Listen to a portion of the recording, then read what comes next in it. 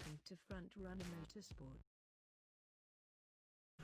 Hello and welcome to Frontrunner Motorsport, and today we are talking about the Turkish Grand Prix, which has just finished around about, 10-15 minutes ago. There isn't really much to talk about, so we'll just go through a few points. Lewis Hamilton is champion once again, 7 times, equaling Schumacher, winningest driver ever. Fine, but great. This wasn't the best race in Hamilton's career as much as everyone was going on about it. I saw BBC already had it up, like, greatest drive Hamilton ever has. They say that every time he wins, and it's diminishing his own win record, because the media is always going about how every race is the greatest ever.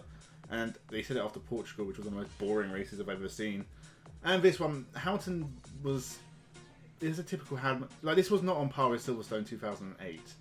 This was a good drive, but he made mistakes, and it just happened that he was in the best car on the right tyres with a bit of luck, and it just worked out. And that's what happens to Hamilton a lot, that he has a lot of luck, he's in the best car, and as long as Mercedes don't mess up the strategy, and they don't often mess up strategy, Mercedes, he's usually alright. Bottas is awful. Like, I would sack Bottas after this drive. 4 spins? You're maybe one of the best drivers in the field. What are you doing? I rail on Bottas all the time, but he is the biggest problem with Formula 1, really, when you think about it, because Hamilton has no one competing with him, because no other car competes with Mercedes, except the other Mercedes. It's fine. Rosberg did actually put up kind of a fight sometimes. Bottas can't. He is awful, and that's why Mercedes chose him, but he's actually making Mercedes look bad now. I would get Van Dorn in that car for the rest of the season, just for a little bit of entertainment. Really disappointed Sergio Perez didn't win this race. I don't think there's a driver in the field who deserves it more. Hamilton didn't need to win this. He could have parked up and let Perez win. I know that's not how Formula 1 works, and Perez wouldn't want to win that way anyway, but I felt really sorry for both Racing Point drivers. And Perez, great result to finish second, and he really just followed Hamilton on the right strategy.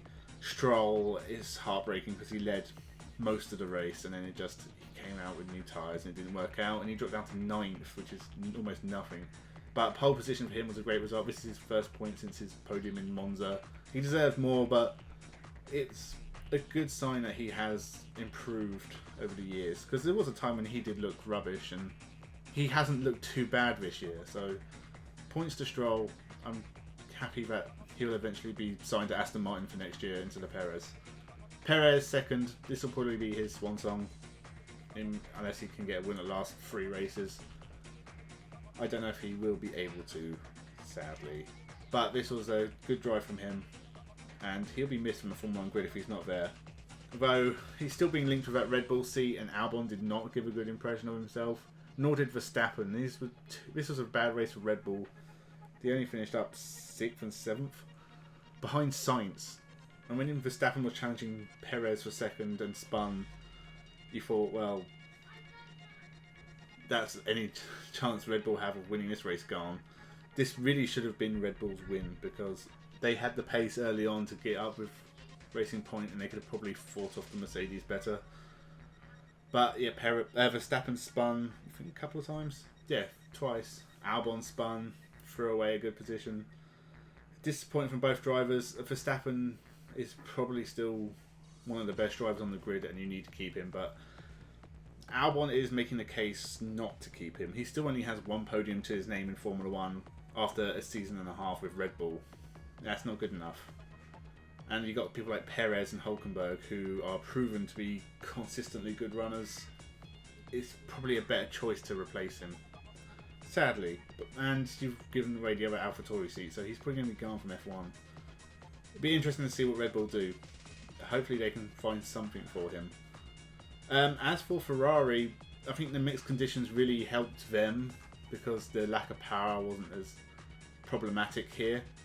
Vettel, what a start that was. He went from, was it 11th on the grid to 4th, and then Hamilton had his mistake, so he got up to 3rd. That's amazing. And he finished in 3rd, which is incredible. And this was a sign that for all his troubles, in the right conditions, when the field sort of equalised a little bit and Ferrari are still a long way behind everyone else, Vettel can still do it. Leclerc, he went for second right at the end and he dropped back behind Vettel. 3rd and 4th for Ferrari this season is a great result. This is Vettel's best result of the year, I think. It must be the first time on the podium this year, and that's shocking considering the career he's had. But you know, that's the sort of thing you want to see from Formula One, where it's a little bit more even and it helps people who are struggling get up the field. This was a very different kind of race, and this was a great result for Ferrari. Sainz and Norris did a good job climbing back for the field, 5th and 8th. Pretty much as good as they could have expected. Great result for Sainz. Daniel Ricciardo, 10th with a point. It might keep him up in 4th, although Leclerc's probably passed him. I don't know about that one. But he's still in the fight for 4th, which is good. And Ocon was 11th, so he only just missed out. Bottas ended up behind the AlphaTauris in 13th, 14th. It doesn't matter because it was terrible. And also the Alfa Romeos, they had such a good qualifying. I thought they were going to be right up there. Giovinazzi didn't finish. Raikkonen had a spin and finished down in 15th. Haas had a terrible race, which isn't surprising. Williams didn't do great. I think that's it, really. Yeah. So, championship's over, which it was back in about Silverstone. Might have even been before that. So Mercedes and Hamilton have dominated the championship again. I think Bottas is pretty much safe for second. Verstappen still might get a penalty for this, so he might not score any points. I have to see. So I think it'd be harsh to give him a penalty for that going over the white line, because I think it was pretty close, and considering the conditions, I think you let him off that one. He didn't do much anyway, so I wouldn't give him anything. But I don't know what happened to Magnussen. They seem to suggest his wheel came off, but if the pit crew pushed him back to put it back on, does that not count as outside interference and a disqualification as well? Not that he scored any points anyway, but I don't know what happened there. That was weird. I didn't see what happened to Giovinazzi either. He just sort of went out. I guess he broke down. I didn't see if he crashed. If he crashed, it's another terrible Giovinazzi moment. If he broke down, it's kind of a shame because he had a good qualifying. Again, you can see why they've kept him another year if he can, you know, put in Q3 performances every now and again. But again, the conditions helped equalise the field for the Ferrari-powered cars. I don't know how much to say. I mean, as I said, title fight's over. That's all sorted. First, second, and third, and the championship are pretty much done. The fight for 4th, I should imagine Leclerc and Perez are right up there with Ricciardo now. Albon should be up there. It's probably really close between those 4: Perez, Ricciardo, Leclerc, Albon.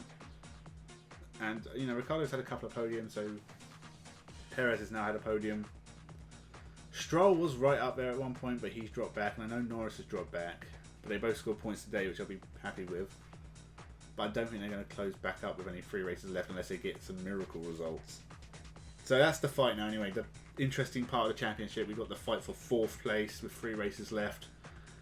That's kind of the issue I have with Formula 1. I just wish there was some stakes. And I'm sure 100% that Formula 1 in 2021 will be infinitely more entertaining without Hamilton on the grid. But he should still be part of F1. I think Hamilton should take a job in the FIA. He's got his foundations and stuff, and he wants to be in. We said this week that he's more proud of his activism than his 7 titles. If that's what you're proud of, do that. You don't need to win more.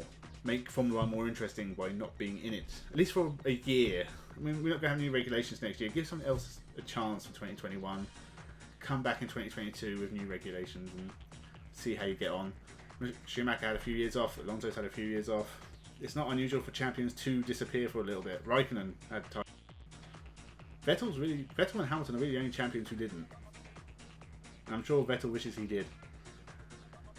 But yeah, that's my final thought really is I think Hamilton should take up a role in the FIA. I mean,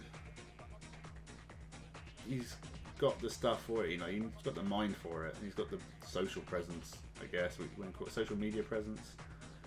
But he could run for FIA president one day. I think he's too young for that now, but maybe in 20, 30 years, he could take that role. But I think maybe next year, take a year off, maybe do some think with the FIA. I don't really know what, but just give someone else a chance for a year. This is boring. I can't say this has been the greatest season in Hamilton's career, because again, I'm sure that'll be coming, how this 7th title was the best ever. It's not. This has been a weird year for various reasons. And this is the year where Hamilton has been most dominant, but also worst overall technically in his career, I think. we've seen mistakes all throughout the season with penalties and stuff, and he's made errors here and there, and he just doesn't look as on it sometimes. I mean, he won this race by 30 seconds, but I think that's more because of what everyone else was doing than Hamilton. He sort of was able just to carry on regardless of everyone else. So maybe it's in the middle somewhere. I mean, maybe there was other championships where he wasn't as impressive, but I haven't been massively impressed by Hamilton this year. I haven't really been massively impressed by anyone. It was sort of like in pieces. Like Norris was pretty good at the start of the season, and then Stroll had a good few moments, and then Gasly won a race, and that was awesome. And since then, it's kind of no one's been great this year. Ricciardo's had a good few races, I suppose. There's no standout performers, and because of that, Hamilton is sort of just de facto number one. But if he had a competent teammate, we would have a title fight. He doesn't, so we don't. And that's really the end all. I'll be here to talk about the last few races of the year. We've only got, I think the next one's 2 weeks till Bahrain. We've got 2 Bahrain rounds and then Abu Dhabi. Is that it? I think there's only 3 rounds left. So I'll see you then, and thank you for watching, thank you for subscribing. Keep doing that. Have a good one.